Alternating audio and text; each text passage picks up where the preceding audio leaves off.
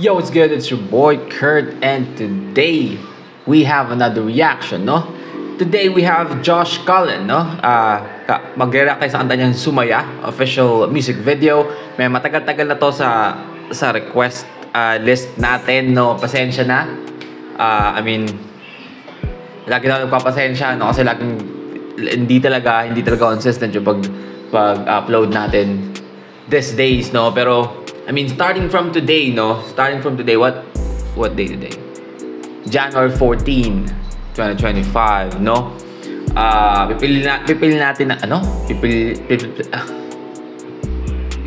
Pipilitin natin na mag-upload araw-araw, no? Sa buong taon hanggang susunod na January 14 of 2026. Kasi I feel like never ko pa nagawa yun, no? So, gagawin ko siyang parang challenge sa sarili ko. But yeah, again, we have Josh Cullen, Sumaya. This is the first na napapakinggan ko to. I'm really excited, man. Without no further ado, let's get it.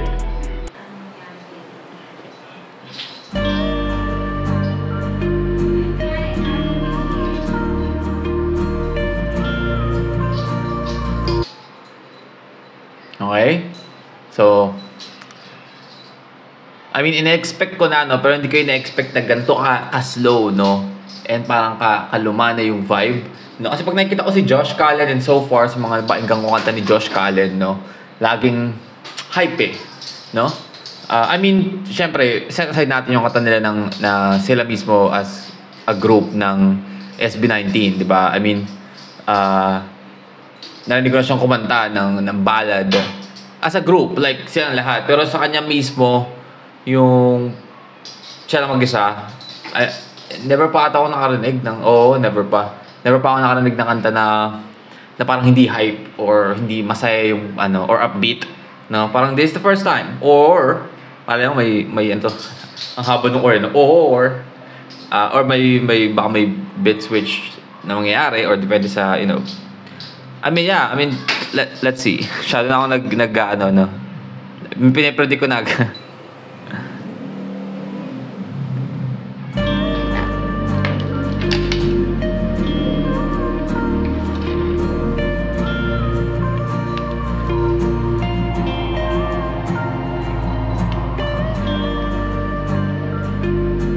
teddy bear.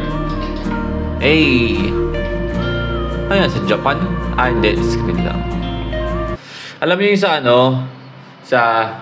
sobrang lahing topic natin. So, ang banggitin, yung sa Japan, ano ba yung tatawag doon? Yung parang buong paligid mo is monitor. And then parang ang nasa minsan, depende sa kung ano yung pinapahit sa monitor. Parang sa kawalan or sa kalagitnaan kayo mga flowers and shit. No? Parang ganun yung tsura nung tinatayo ni Josh Cullen. Binalik ko na yung paborito mong yakapin, mga una na mahirap nang hanapin. Sabi sa'kin ng mga kaibigan kong matalik, wag na daw kitang habulin. Napangiti ako nung tumingin sa salamin, dahil kaya ko pala pakawalan ka. Mas malawak na yung kama, kaya handa na ba lahat ng mga gamit? So this kind of vibe, man. Okay? Para sa akin na bagong-bago yung dating nung kanta, no? Sa akin na kanta ni Josh Cullen, yung parang genre in your vibe, no? Kasi pag nakikita ko si Josh Cullen, parang lakas imported ng vibe ni Josh Cullen, no? Lalo pag sa sarili niyang kanta. Pero dito, alam mo yun, parang Filipino. Dahil kaya ko pala pakawalan ka, mas malawak na yung kama, kaya handa na ba lahat ng mga gamit mo? Huwag mong kalimutan yung mga bigay ko. Kahit di na natin balak pang ayusin, dapat kitang iatid kung saan ka masaya. Doon ka na makakalaya ka na, ipagmamalaki kita. Buo ka na para sa kanya, para bang hinanda kita, para lang mapunta ka sa iba. Kaya kapag naiatid, ayun yung masakit doon, no? Parang hinanda kita para mapunta ka lang sa iba. Alam mo yun, di ba? Kasi lalong-lalo na ito yung kadalasan nangyayari, no? Hindi naman sa sinasabi ko lahat, no? Pero kadalasan ito yung nangyayari sa mga, alam mo yung mga childhood sweetheart mo, naging jowa mo, naging karamihan na naging ano sila, mag-jowa sila hanggang paglaki nila, and you know, yung nag-matured na sila, matured yung utak nila, tsaka sila nag-iwalay, you know? Alam mo yun, minsan parang makikita mo na ang haba na pinagsamahan nila, dekada, kasi simula high school, you know, or you know, jeje days pa nila mag-jowa na sila, no? Pero na nga, dahil magkasama kayo nag-grow, di ba, parang anong nangyayari tuloy, parang hinahanda mo siya or pine-prepare mo siya para sa iba, di ba? Kasi parang lahat ng mga ano bang tawag ng mga Gen Z ngayon, red flags. Yung mga red flags na trait niya is kanya nang baguhin or na-adjust niya yung sarili niya, nahanda niya na yung sarili niya na you know, para sa susunod na makilala niya o susunod na maikilala niya, no? Naranasan na yun nung magkasama kayong dalawa, no? So nandun na siya sa iba, I mean, ano na siya, proper, 'di ba? Parang nakakalungkot lang, 'di ba? Sa kanya Nakakalungkot isipin yun. Para lang mapunta ka sa iba. Kaya kapag naiatid ka, di na kita susunduin.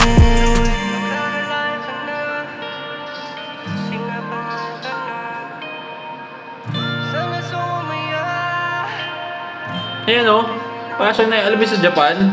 Mas alam niyo siya, sabi ko. Total kulang na lang ng pansinan kapag uuwi. Sinusungitan kapag gusto ko lambingan. Iniiwasan mga namin ayaw dumampi. Pero laging sumusunod lang, bigit matala mo, di ko kaya na magalit.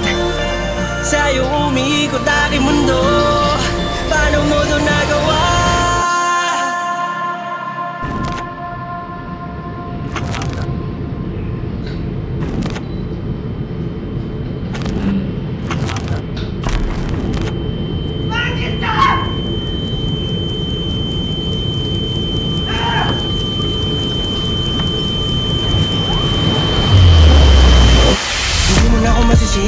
Di na rin makukumbinse, di na kita kaya pang lingunin, di mo na rin kailangan pang aminin. Kaya halika na, ihatid na lang kita kung saan ka masaya. Kung ka na makakalaya ka na, ipag mamalaki kita, buo ka na para sa kanya. Para bang hinanda kita, para lang mapunta ka sa iba. Kaya kapag naiatid ka, di na kita susunduin. Shit, man.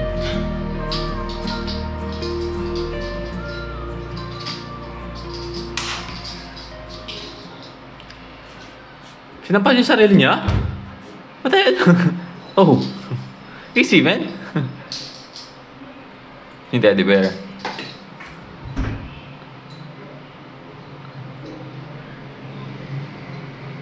Paano kaya pagbukas siya ng cabinet, doon yung katawan ng babae, no? naging dark yung kwento. Tapa.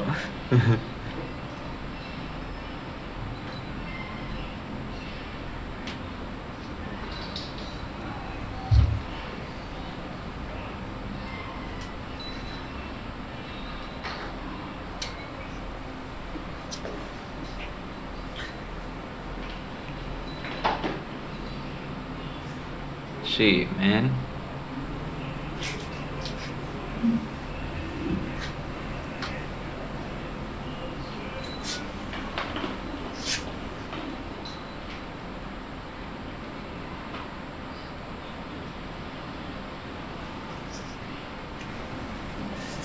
Tapos pasukan pa ng isang chorus. Bang!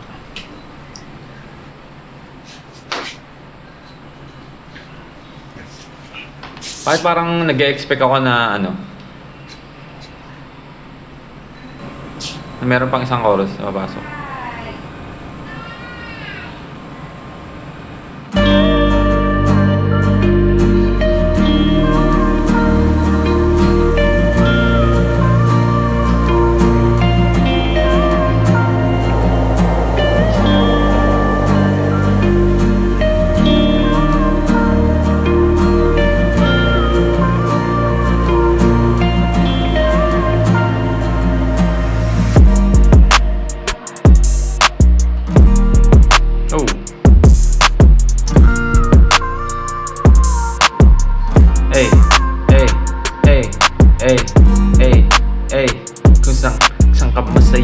Nasaan ka na?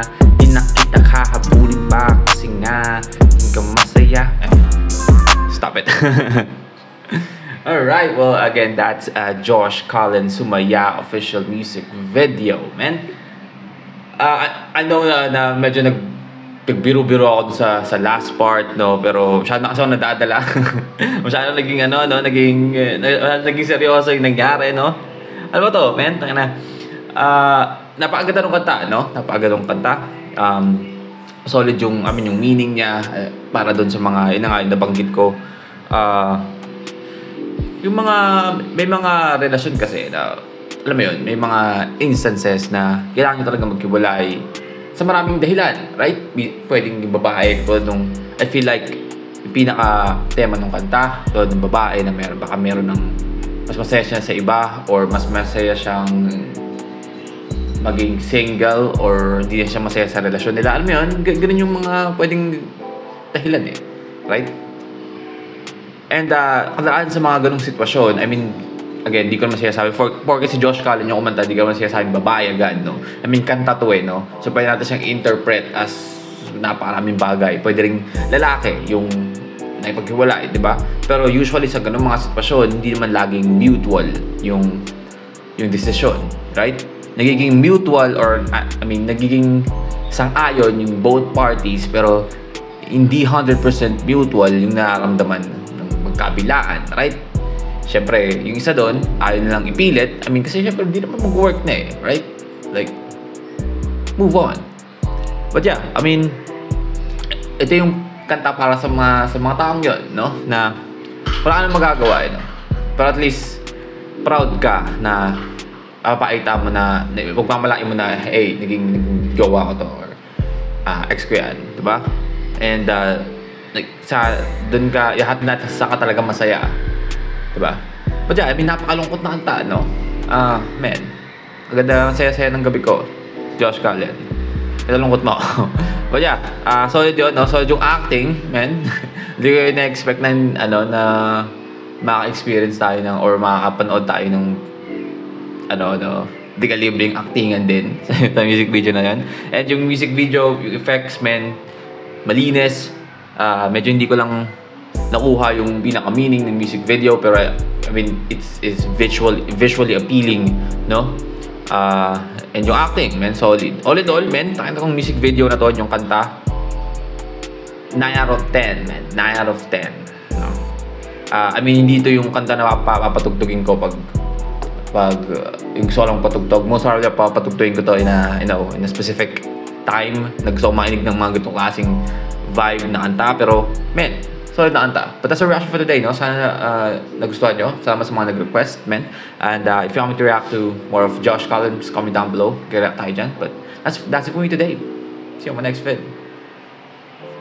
Stay awesome. Peace.